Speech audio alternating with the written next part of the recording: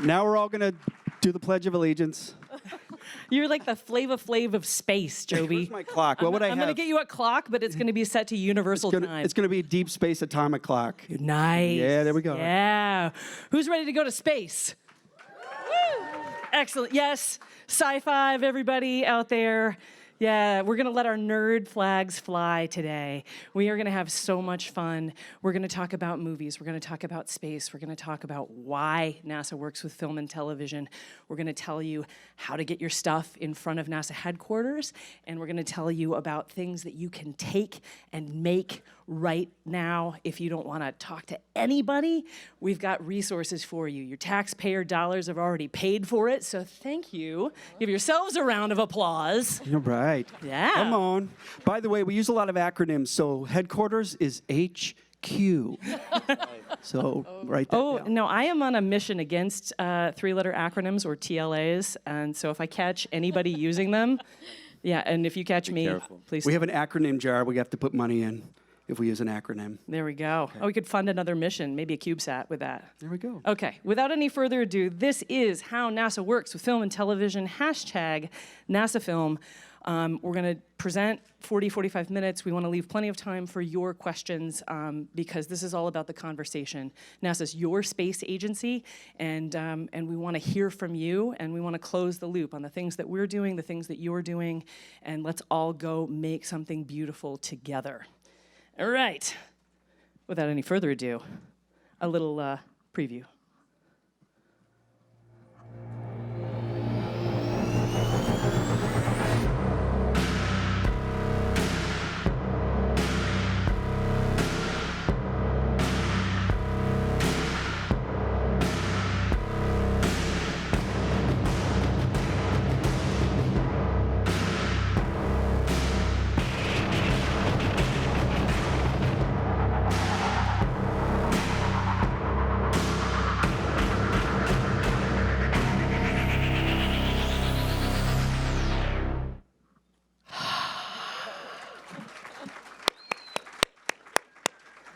Good night, everybody. Yeah, so you're going to find out how you can get at all that stuff so you can make a project like that too.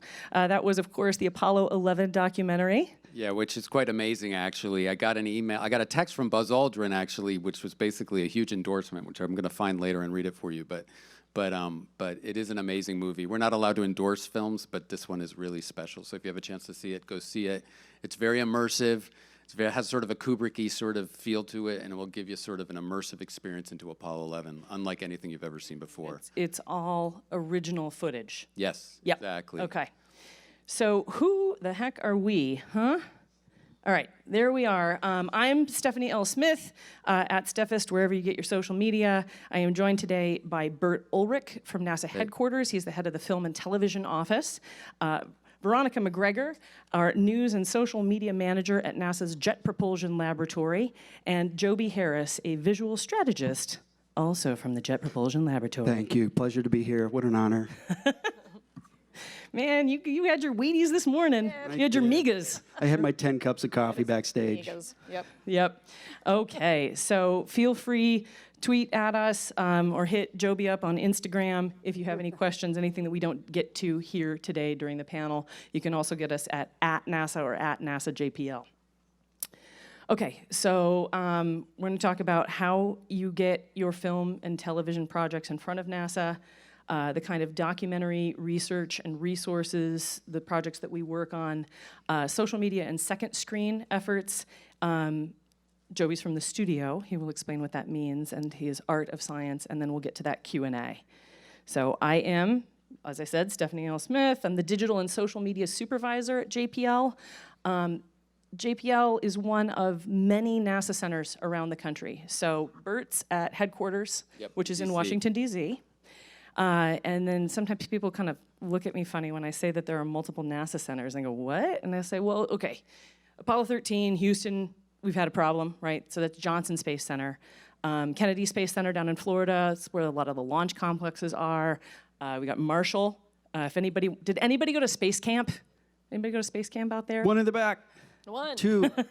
Well, if you didn't go to space camp and you feel like you missed your chance, apparently they've added space camp for adults. And then we're at JPL, which is in beautiful, sunny Southern California. We're part of Caltech. We're snuggled up to the mountains there. And if you know anything about us, it's probably about our space robots. That's opportunity and curiosity. We don't have astronauts at JPL, we just have the robots, and robots are awesome because we can send them all over space to figure things out before we put human lives on the line. Okay, a moment about why we do what we do. We're all in communications, and it is central and core to NASA's DNA that we share what we do.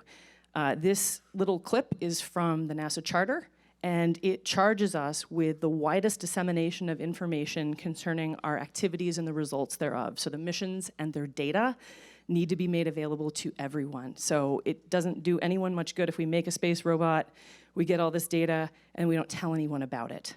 This is very elastic language, and it's what we use to justify what we do in news, in social media, and working on film and television projects to try to get real science and real engineering on the big and large, or the small and large screens.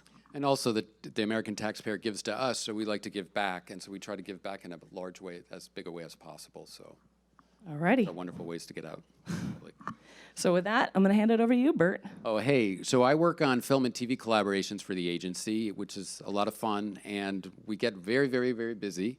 And I don't know if you want to run it to the next slide, but I can talk to you a little bit about, this is a recent collaboration we did on a movie called First Man with Ryan Gosling. Damien Chazelle directed that film. They did some shooting at the Kennedy Space Center in front of the large giant crawler and in front of the Vehicle Assembly Building, which is the second largest building in volume in the world. And it was a great experience, and Damien really tried to get the story right about Neil's relationship with his family. The sons of Neil Armstrong were involved. When we first got the script, we were like, not so sure we're going to be part of this. Neil looks a little bit too cold. But then we said, work with the families, and they did, and they kind of worked on the depiction of Neil in that film. And we were very happy with the film. And so that's a recent collaboration we did.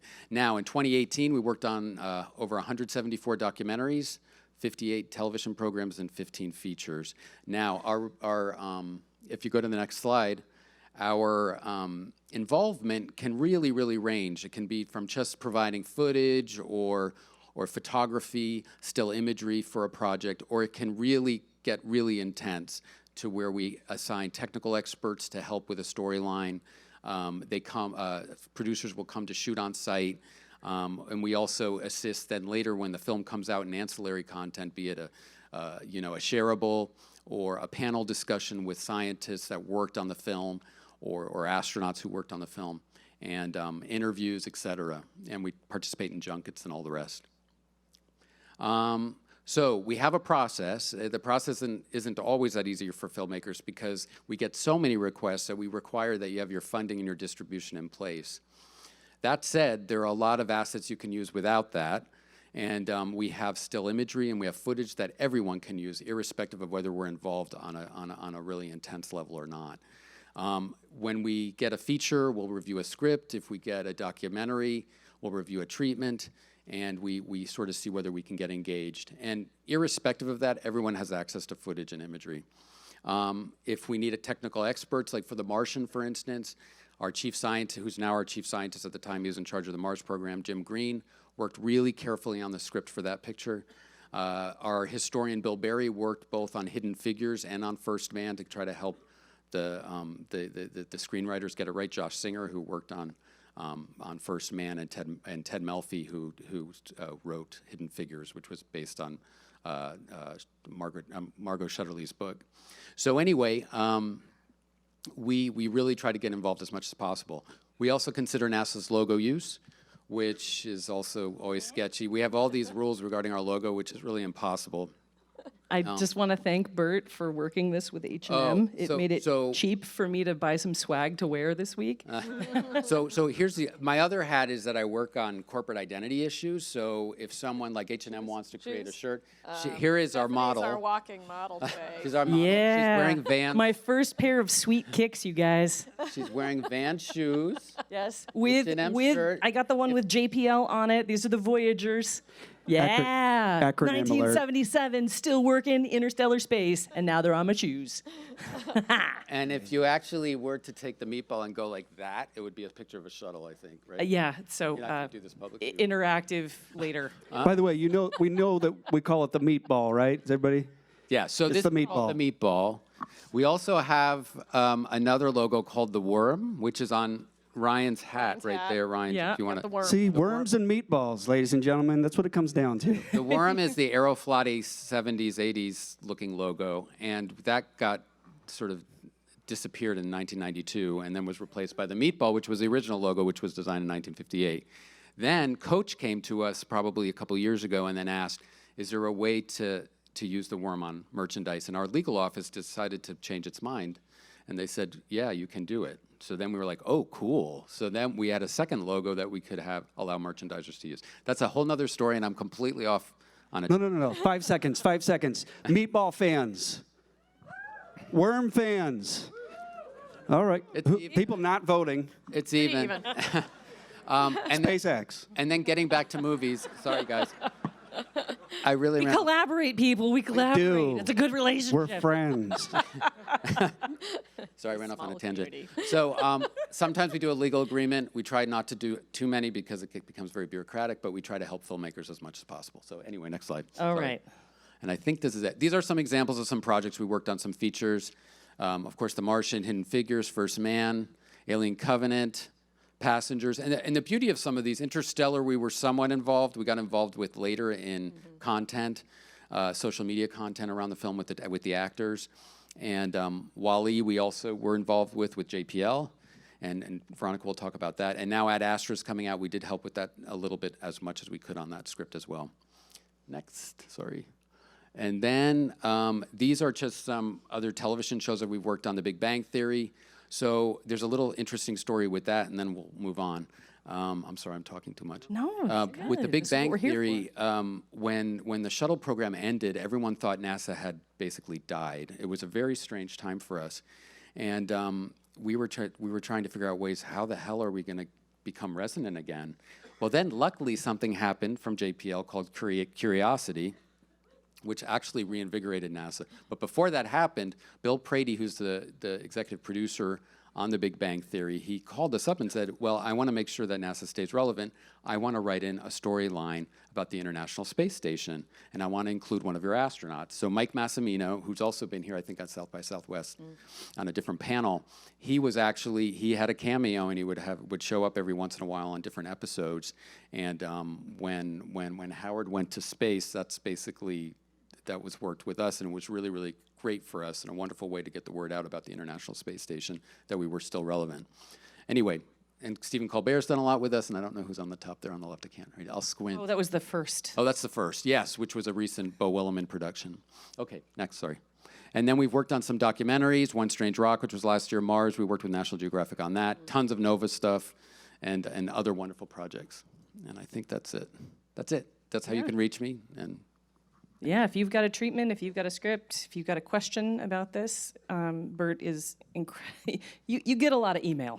You get a lot of email. Yeah, I recommend that you read the guidelines on the web first.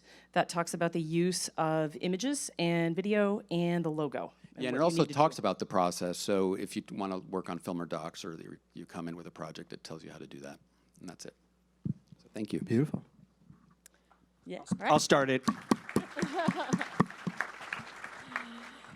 Hi, so I'm Veronica McGregor, and I run the media relations, which is news, video, social media, and also working a lot with film and television shows. I'm sort of Bert's counterpart. He's at the agency level, and then if the show requires assistance from JPL, then they come to me, and we start working with them, doing the ground level work, making sure that they have all of the assets that they need to do their show. Go ahead.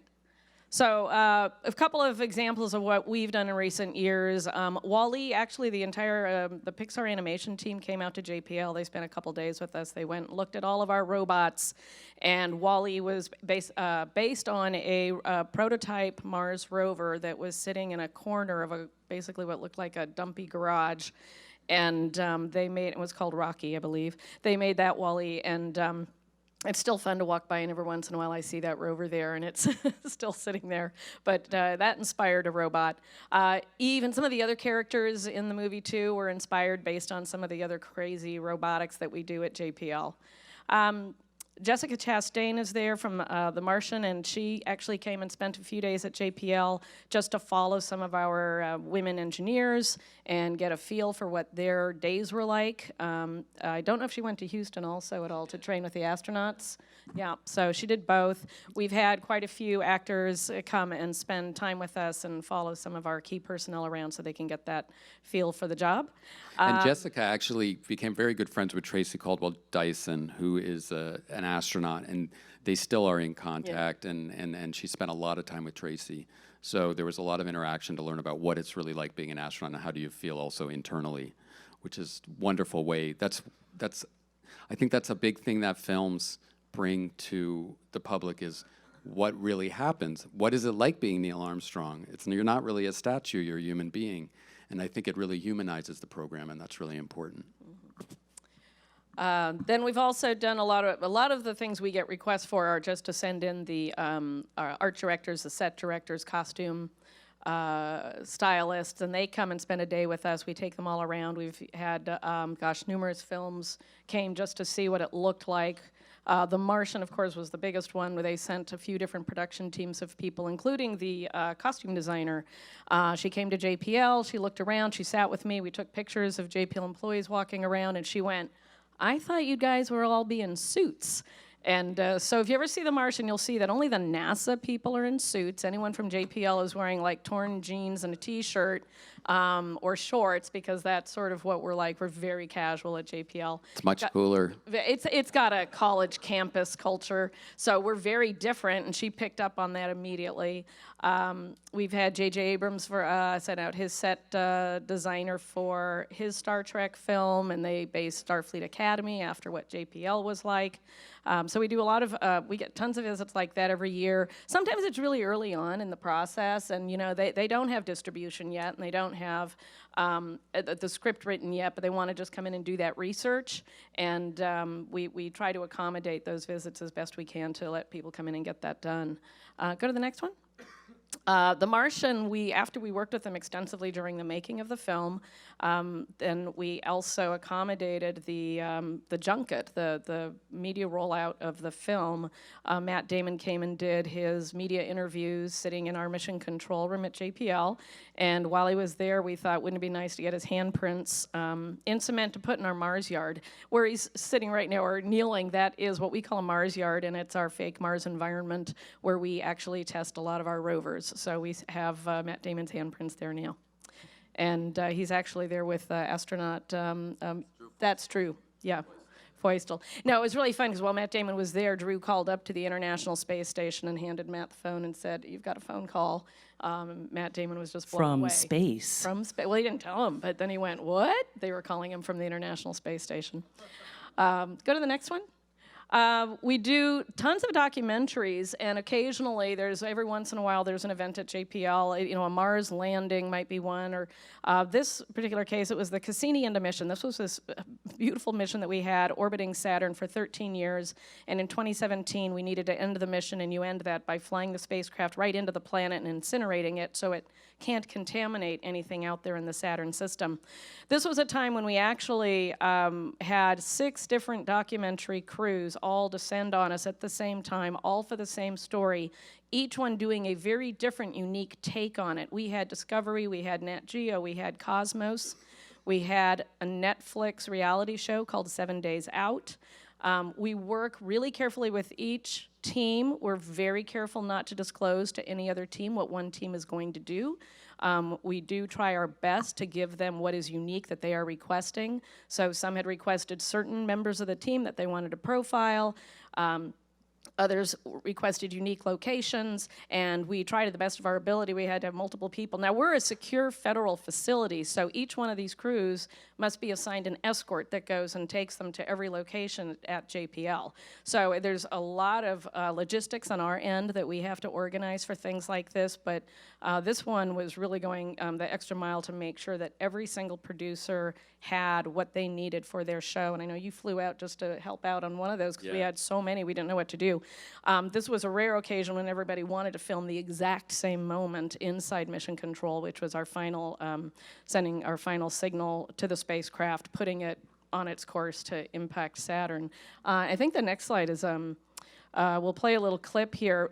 We've always wanted to do reality, I'll set it up first, reality television, but that's really difficult. People call us all the time and say, we want to do a reality show based on a mission, and then we explain, but these missions take, 5, 10 years, sometimes longer to go from being green-lighted by NASA through the development, through the hardware being done. It's really too long of a time frame for a good reality show. And then Netflix came to us and said, we want to do this show called 7 Days Out. All we're going to do is 7 days before the end of your mission and just follow your team members. And we thought this was a fabulous way to finally do some reality television and really get people to know the characters. So their crews followed the lead scientist, the chief engineer, and the project manager of the mission for 7 days, went with them to their homes, to outside of work. Oh, actually, there was one more person. They went and got her surfing on the beach.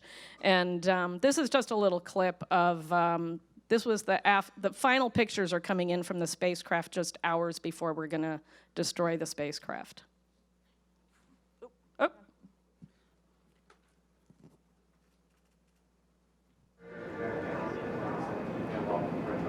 It's just amazing to think this is our last color mosaic of Saturn and the Rings for Cassini. Look at there are lots of that's the clumps in start. the F-ring. See up there now? See 1309 on the Okay, scat so they're time? cycling That's through. the first one that Okay. we've got. And they'll looks start like- to move through. Yeah. Yep. This is This just is awesome. beautiful. Yeah. Is that a raw? That's Yeah, a raw. these are all Isn't that raws, amazing? That. The detail is incredible. Look at that. Looking at those final pictures that came back, it was kind of like when you move out of your house and you've lived there for a long time, and you take a last look around the house before you leave. You go to your old room, and the memories come flooding back. So, you're standing there in Mission Control, and those images are popping up on the screen from 1 billion miles away, and you're capturing that in real time. And so there are so many special moments that the public doesn't see about our missions. And that's why we really love that, you want to come, you want to make something to show the public some of these things that are behind the scenes. We always have a lot of cameras of our own shooting. There are some locations we can't accommodate every individual documentary crew. They want to come in and shoot, but we're always shooting our own material and making that available. And just like when you saw Apollo 11 at the start of this, NASA documented so well, even back then, every single step of a mission. And we still do that today. We have a couple different video crews at JPL, and we make sure that we are out there documenting the major milestones of these missions, and we have a very, very rich archive of video going back to the late 1950s, actually, at JPL, or maybe actually at JPL, we go back to the 30s and 40s. So Yeah, there's- 1936. Yeah, we've got some even older footage. When we got we kicked off the actually- Caltech campus Yeah. for setting off too many explosions. We actually predated NASA, so I get to remind them of that.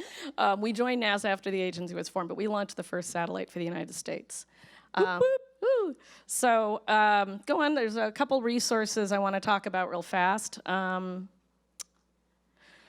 So images.nasa.gov, this is a newer site that across the agency, we're trying to upload our images and our videos to this site. It probably isn't the most extensive archive, but it's a good start to see what is available if you're searching by mission name. Now, I know each center, though, also has their own video archive. Like at JPL, we have our own video archive, which will have far more material and far more historic material. And we have somebody who's designated just to help with those requests to search the archives and try to find it. We have an online video catalog so people can go through and search by mission or by names and see what you can come up with. And then we help get that material to you. Go to the next one.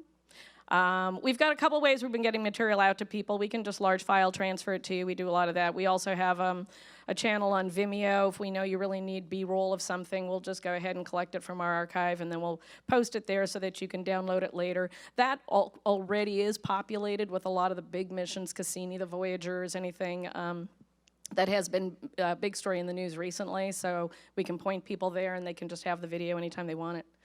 And I think that's it. And that's it. Okay. Okay. So anyway, so that just gives you a little overview of what we're actually doing at the center level to help you out and make sure you have the resources that you need. Beautiful. Thank you. Okay, so you saw some of those digital resources we have available. We also do a lot on social media. With the changing media landscape, from a news perspective, we realized that this is a place we needed to be. We want to get that message out, and if people weren't getting it through other means, then we were going to meet them on social media and have conversations. And we really, really love the opportunity to just get out in a feed, get out where you already are, and put space there. So we're gonna add a little space to Twitter and Instagram and Reddit and YouTube and all of those places.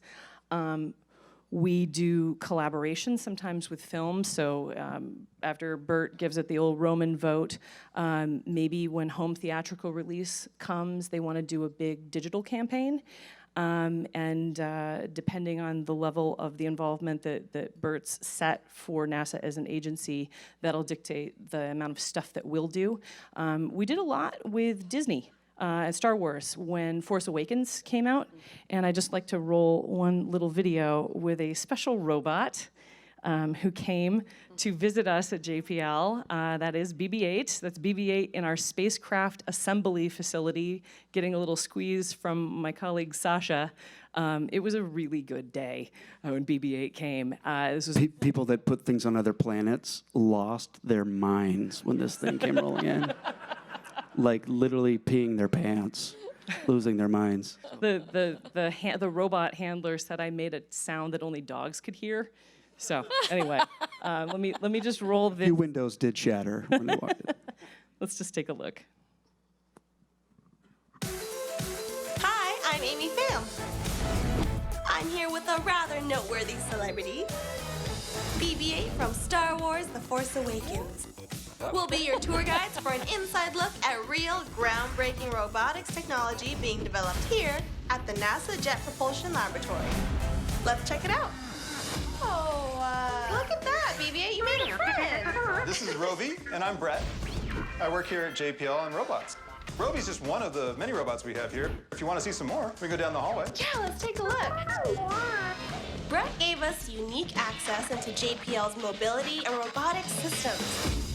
It's here that engineers are bringing the robots of the future to life today. Amy, BB-8, welcome to the Mobile Manipulation Lab. This is one of the RoboSimian robots that we call King Louie. King Louie, like in the Jungle Book? Exactly. RoboSimian means that it's a robotic-like ape or monkey, and so we've named them after different orangutans from the movies. Orangutans and King Louie both have very dexterous limbs. Every one of them has 7 joints in it, so it's actually got the same amount of dexterity as your human arm.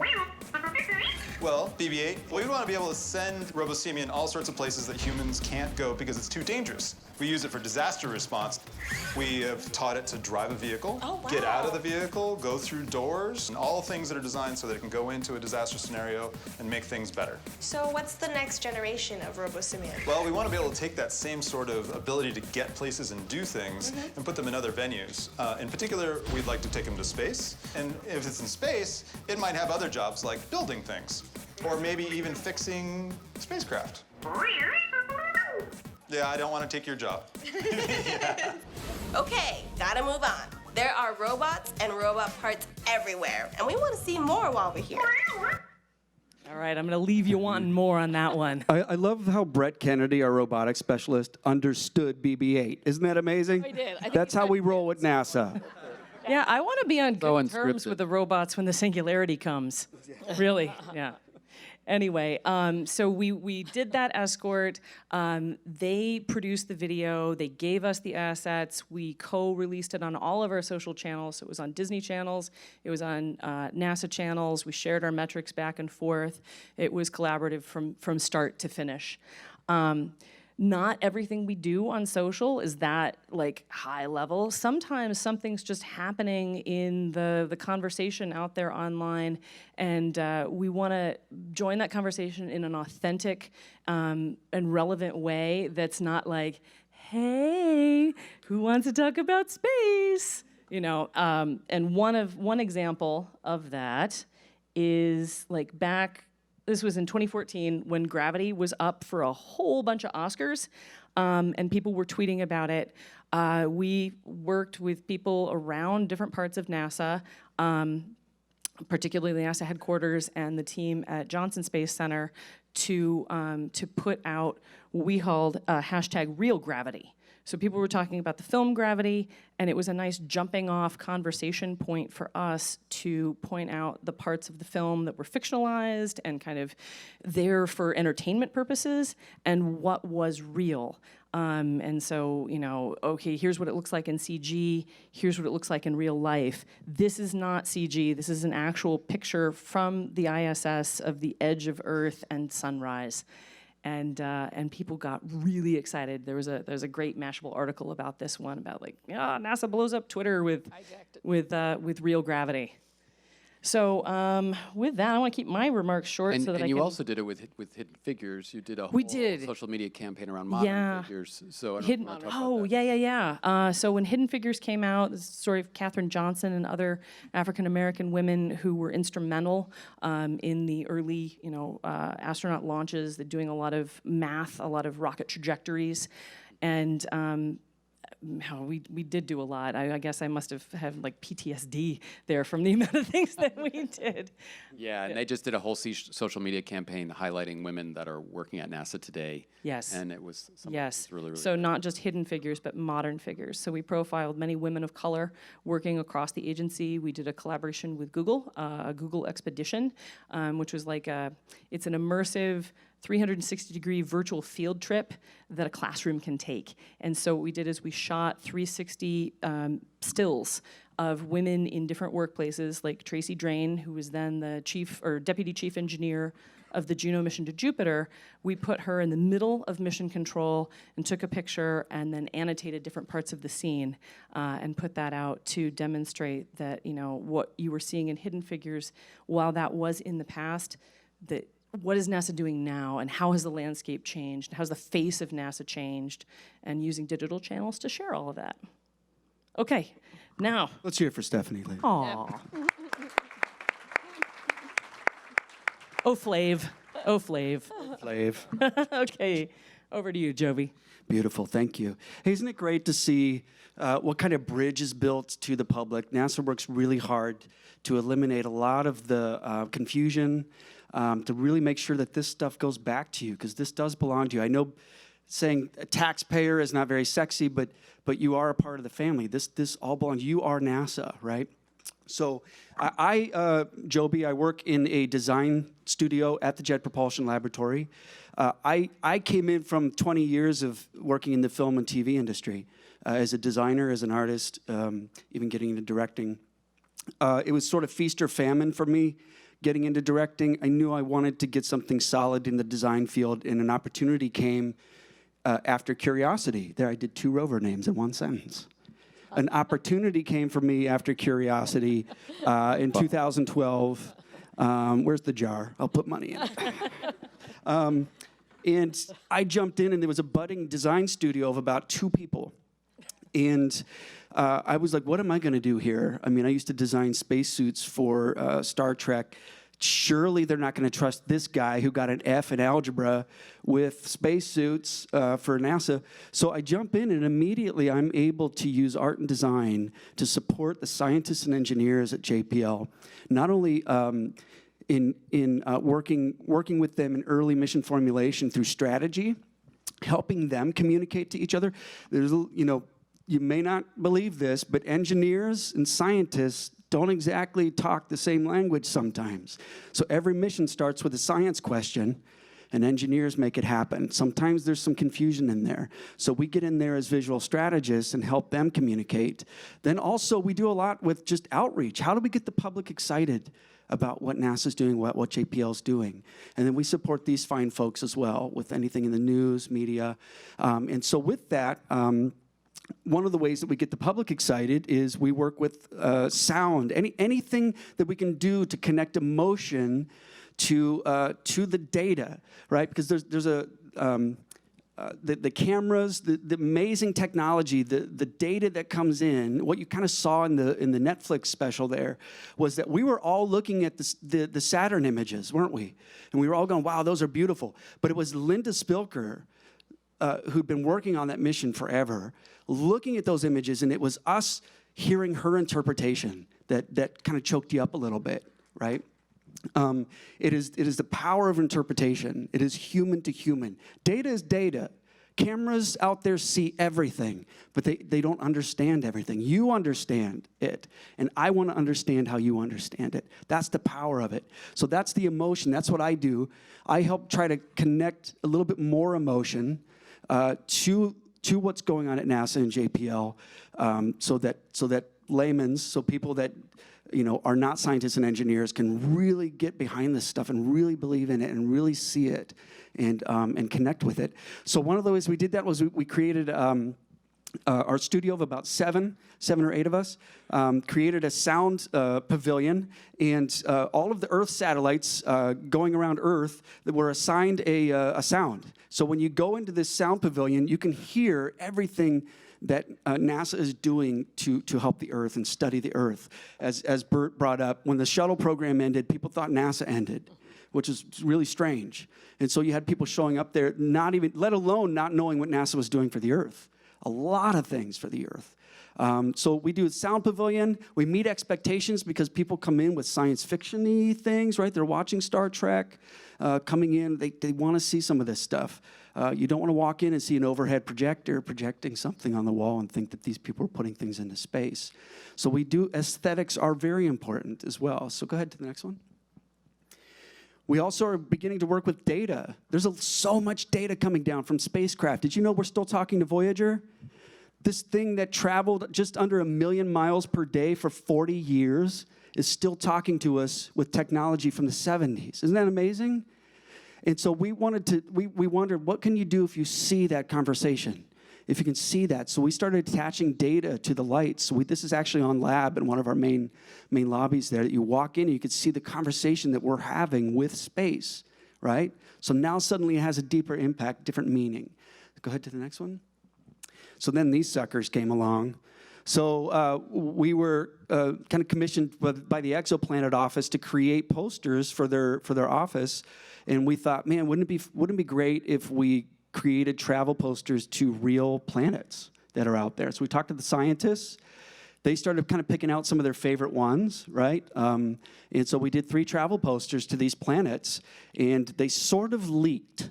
And that's not an acronym. It just leaked online. And people responded immensely to these things, so much so that it was like, let's do more. And those, the response from the public for those also blew our minds. But what it spoke into was that the public wants to connect in this way, right? They'd been talking about exoplanets since the 90s. You want to tell them what an exoplanet is? Do you guys know what an exoplanet is?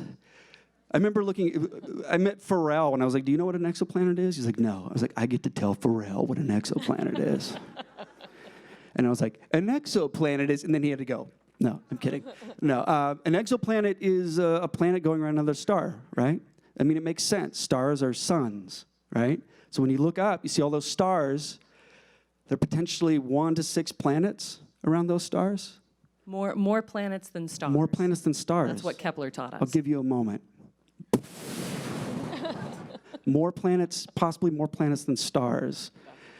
And so the reason they couldn't see these planets was because of starlight, the same way that I can kind of not see you because of these spotlights. So we have telescopes like Kepler, called a chronograph that looks directly at that star and can see what's passing in front of it by the dip in the light. There's another kind of telescope called the star shade. Basically, it's blocking the starlight and able to look just past it to see what's going around it. And they're finding all these planets, thousands. And so the scientists have picked certain ones in relation to the star, the size of the star, the size of the planet, the distance from there, and those are what they call in the habitable zone. Those are the ones that we're really going to be looking at closely. But the telescopes are getting bigger and bigger. There's one called TESS. I mean, bigger meaning they see more. And so we're just going to find more of these things, right? So the posters getting out there sparked that conversation again because people are connecting to it emotionally. And so go ahead to the next one. So yeah, people were talking about it. The number of downloads were in the millions. Even some software, Adobe Illustrator, who we're not endorsing, by the way. Adobe Illustrator posted, check out these posters. And I had to tell them I actually used Photoshop. So they appeared everywhere. And so this was exciting, not only for JPL, but also NASA to say, look, the public wants these. We had teachers sending us pictures of kids doing their own planet posters, and it was a way for them to learn science. So go ahead to the next one. So those posters appeared everywhere. And I'm not just being arrogant. They did. Big Bang Theory, amongst others, right? Stuff just started appearing in the background of films. We get texts all the time. Like, I just spotted it in a number of Marvel shows. So they sort of began to become associated with space. Someone who's into space in a movie or TV had them on their wall. And that just really spoke into, okay, I'm going to have a Full House moment right now. Do you guys ever watch Full House? This is where the piano music would come on as you sort of break it down. Like, I don't think it's a mistake that any of you are in this room right now, okay? We need you because what I've discovered coming from film, going into JPL, is this circle of influence, right? I walk in, and there are people putting things on other planets that freak out that I worked on a show like Firefly or Star Trek Enterprise, you know, or Alias or something, or even Malcolm in the Middle. They freak out at that. And I discovered there's this circle of influence that happens where the scientists and engineers are doing what they're doing because they saw something, they read something. Of course, a teacher. Do we have any teachers in here? We have a few teachers. Can we hear for our teachers? So the teachers sort of encourage that. They steer that. They turn an inferno overtaking a forest into a campfire, right? They kind of like steer that passion. But what sparks that passion is what you guys do. You do media, you do films, you have these ideas in you. You have these things in you because, again, cameras and data, the instruments, they see everything, but they don't understand things. They don't interpret it. That's up to you. And when you interpret this data and you create what you want to create, that pulls the greatest engineers and scientists out and sends them on their course. That's why we need you, okay? So with that, Yeah. we're going to hand that over. So thank you, guys. We need you. Oh, yeah, we just released these. NASA's announcement to go back to the moon. So wanted to continue. One of the reasons why I think the posters were successful is because we had people in spacesuits. Anybody could identify with it, right? There's no race, gender. It's a figure. Well, this time we went gender because we got to get those girls in there. We got to get some women in the engineering, scientists. I think wasn't the Mars Insight mostly? Quite a we few had a lot of women on that mission. Yep. So right now we're just trying to go, hey, what role would you have if you went to Gateway, if you went to the moon, if you went to Mars? Yeah, we put a dog up there. Don't at me. Is that a thing they say today these days? I think that's what the kids Is that are what the saying. kids are saying? Yeah. Don't at me. There's a dog on Mars. So we created these figures to just say, look, you could be here. What would you do here? Let that imagination fly. Let the people go from human to human. This is what we're really doing. This is my interpretation, and really just try to inspire some people here. So Okay, with that, let us segue into our Q&A. So there is a microphone in the aisle here. If you would like to ask a question, please come on up to the microphone because the session is being recorded and we want your voice to be part of it. Okay, yes? Hi, I'm Pauline and I work in communications. Loads of time for the sciencey questions, but Joby, you kind of answered this, but the rest of you, how did you end up working in communications in NASA? Are you on a communications path or are you science, technology? Just curious. Who wants to Ooh, start? we've all taken really, at least I took a really circuitous path to JPL.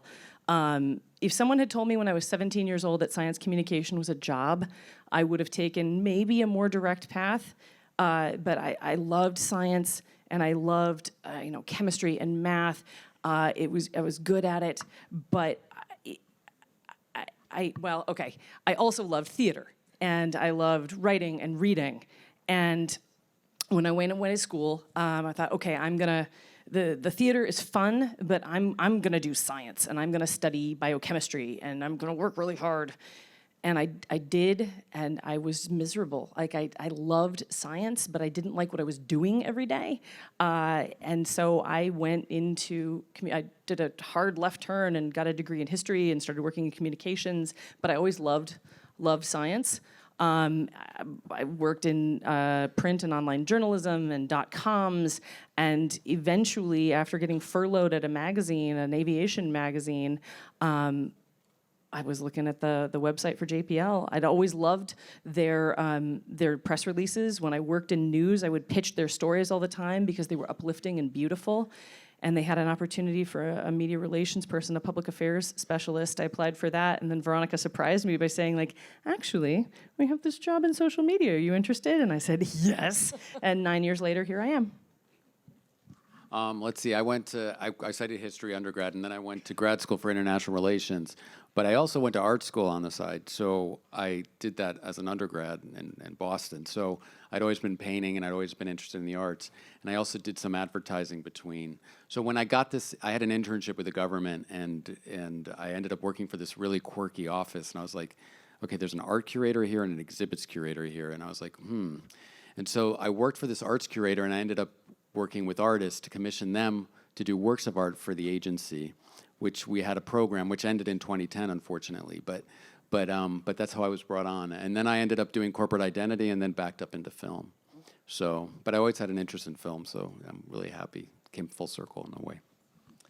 I actually worked 15 years for CNN as a broadcast news producer, and I used to cover NASA all the time. And while I was there, I really hated covering entertainment, loved science, technology, environmental stories, so I was always the one person in the office that was pitching that we should cover some NASA news. And back then it was really, really difficult to get the assignment editors to buy in on that. And so there was a reporter who one day ran down the hall in the opposite direction from me screaming, "Please don't make me do another NASA story, I don't understand it." And she was my favorite reporter, and we were really good friends. So when that happened, I thought maybe I should just go work for NASA, and I can get a lot more news out. And then I started working at JPL, and then I realized my family moved to California in the 1960s from Canada because my dad worked in aerospace, and I didn't really understand that much as a kid. And then eventually I realized my entire life has been dictated by the NASA budget. The NASA budget in the 60s is what brought my family here, and then today I'm still working off the NASA budget. So that was my funny route. Thank you. Hi, I'm so excited to talk to y'all because my name is Sweta Vakani. I've worked as a costume technician and a technical designer for fashion, and I'm kind of in the opposite path where I've been in this creative industry, but I've loved space my whole life, and I'm trying to figure out how to work for y'all. And I just found out recently that I got into space camp, but my parents didn't send me because my twin sister didn't get in. So I've been kind of questioning my life of, man, if I had gone to space camp, where would I be now? So I'm working to I want to build spacesuits. So do you have any advice or anything to help me kind of get into that direction? You probably know best. Yeah, so we have our former deputy administrator, her name's Dava Newman. You should look her up. Okay. She's actually the one who's really sort of doing amazing things in the worlds of spacesuits and trying to find out new ways to do spacesuits. She's at MIT, okay. So if you just kind of look her up and just kind of contact her, ask her for resources, I'm sure she'd be really happy to talk to you. Thank you. Yeah. Great. I'll be messaging all of you. Super. Thank you. Good luck. Thank you all for doing this today, and thank you for everything you did to make Apollo 11 a reality. I saw it in IMAX. It's amazing. My question's about all the new footage in that film. 70 millimeter film cans are really big. So how does that much footage sit around for half a century and not get used? Yeah, it's a real challenge, actually, and it's a resource challenge, too. Luckily, we have places like National Archives, which often they get our footage as well. We have different centers have different resources to be able to put towards it. The Johnson Space Center, for instance, not to berate them or anything, but they've had issues with resources to keep the footage alive. It's all safe in cold storage, but sometimes it's hard to access. I think our challenge is always to try to make it as accessible as possible. Luckily, movies like Apollo 11 lend an eye for everyone to know how important this footage is.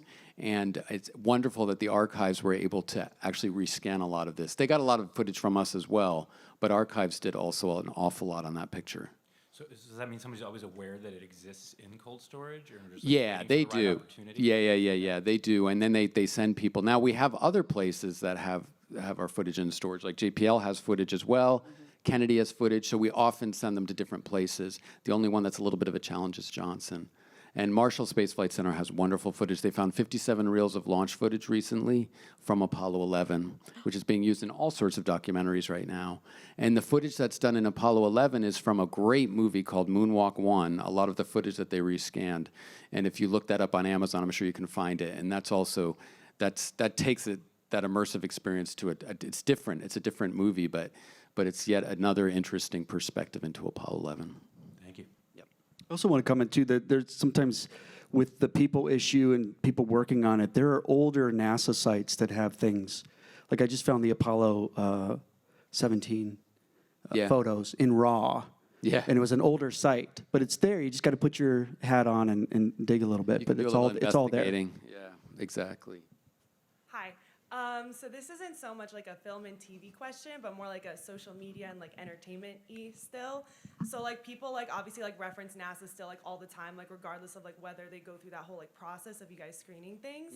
So like for example, if someone like Ariana Grande releases a song titled NASA, like what's the For general, example. So, yeah. what's like the general response like within NASA? Oh, Like, everyone goes crazy. How do you guys go about like responding to it, like if you do on like social media and stuff like that? Okay, so social media never sleeps, right? And these things can happen at any hour of the. It's not going to happen during business time. Yeah, I distinctly remember being at Vandenberg, which is an Air Force base in California. We were getting ready to launch the InSight rocket, and Ariana Grande was tweeting about, or not tweeting, Instagramming on her Instagram story, talking about how Jupiter was the most beautiful planet, and just posting all of these images from our Juno spacecraft. And we were right in the middle of launch coverage. And Jason Townsend, the social media manager from NASA headquarters, usually we're on 3,000 miles away from each other. He was sitting at the desk next to me, and he turns around, and he's like, who can handle this? And I was like, call Bill at NASA Solar System. They're going to get in on this. And so it's usually us talking to each other. We're texting each other. We're DMing each other just internally on the team, and then kind of like bouncing the ball over to somebody else who can get in there and jump in on the conversation.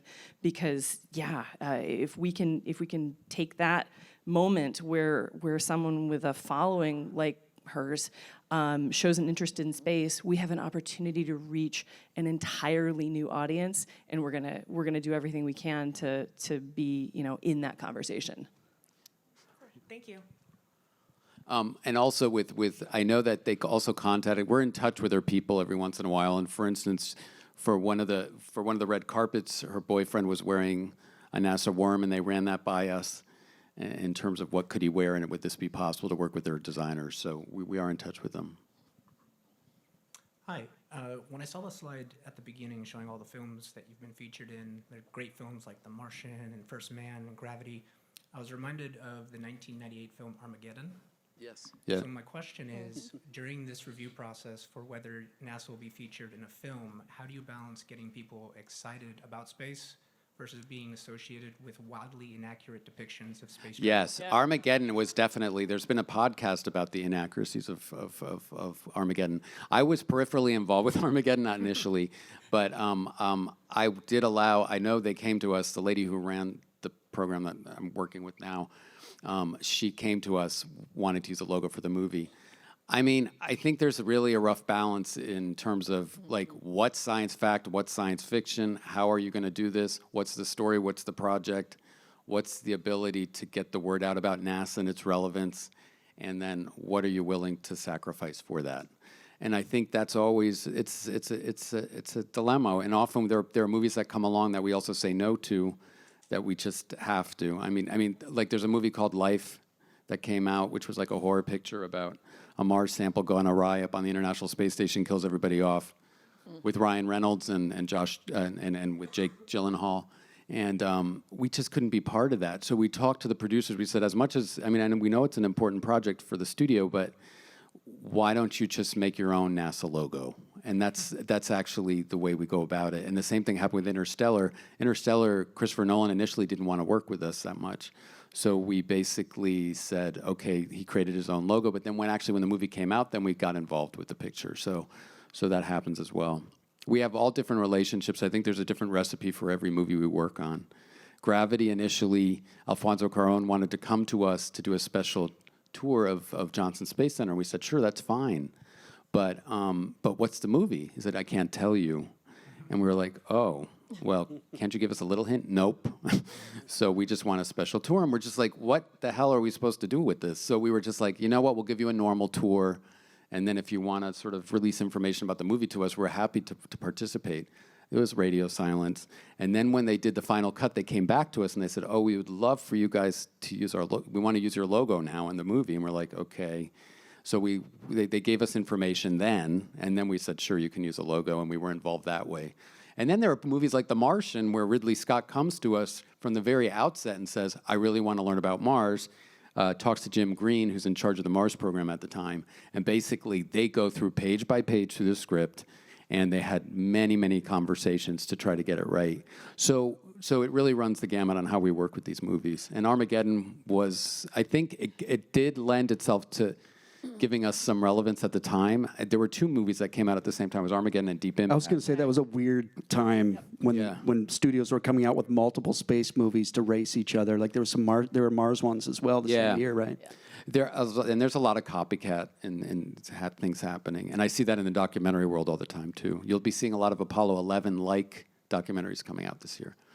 But clearly, Bert, there's a level of common sense. It's like, hey, NASA, could we have your permission to make you the bad guy and make you some kind of weird conglomerate? That it's like, of course not. I mean, if it's like wildly inaccurate, yeah, no, we don't. And a lot of stuff is arguably wildly inaccurate, but we have to sort of see how NASA's actually portrayed in the movie. Mm-hmm. So it's tough. We still get scientists though help because we did help on Deep Impact. Our asteroid expert at JPL did work with the writers on that. For that movie. So yeah, even if we don't go the length of doing the logo and everything, we still try to give some scientific accuracy. Also with like a movie like Ad Astra that's coming out this year with Brad Pitt, there wasn't very much of a storyline, so we're like, we really can't do very much on this movie, but we'll help you out when we can. So we'd set them up with other people to talk to, and that often happens too, even if they're not working for the agency. Okay, with that, I want to make sure we get as many good things in, just like a payload fairing. We're going to squeeze a lot into a very small space. So let's speed round, questions. Okay, I'll make this quick. It ties kind of into what we have spoken before. How do you deal with, let's say, dramatization of real-life events, like in Hidden Figures or First Man, where sometimes elements of the plot are ramped up for the sake of the plot and the movie, but you will say, well, that's not like it was in real life. Completely, and that's a whole nother issue. That's another ethical issue you have to deal with, actually, in these movies, because for Hidden Figures, they had to take like 10 years and move it into like a short period of time. And the relationship between the women was over a longer period of time, and our historian knew this. So when Ted Melfi gave us the original script, we gave it to our historian, Bill Berry, and we said, Bill, can you take a look at this? And he looked at it and he came back to us and he said, he's not gonna like this, but there's a lot of stuff in here that's completely inaccurate. And so then we were like, okay, we'll talk to Ted Melfi again, who also happened to direct the movie. And we said, Ted, would you like to talk to our historian? There are a lot of inaccuracies here. And he goes, yeah, sure. So they spent 3, 4 or 5 hour phone calls going through line by line through the movie, trying to see what can stay and what can stay out. And that happens. And it becomes a negotiation to a certain degree because we can only tell the people what the reality is. You have to understand that also a lot of these people are artists and they take a little bit of artistic license. So we take that into account. Absolutely. And sometimes those little inaccuracies can become like a grain of sand that makes the pearl. It allows us a point to jump into the conversation on social and on digital to do a comparison between the film, and this is what you saw in the film, here is how it is in real life. And the storm at the beginning of The Martian is the best example of that, because that's not scientifically accurate that you would have a storm with that amount of force on a planet with that light of an atmosphere. So that was one where we and Jim definitely Green on that movie basically said, "Can you do a lightning strike?" And strike the base there, and they said, "No, you know what? We really want a storm." Yeah, but it's depicted in such an emotional way that people were talking about it. Yeah. And because they were talking about it, we got to talk about the real science and engineering. Okay. And the JPL lobby wasn't as cool looking in real life as the movie too. So that was a horrible depiction. I wish my office was like the one in NASA headquarters they had in that movie.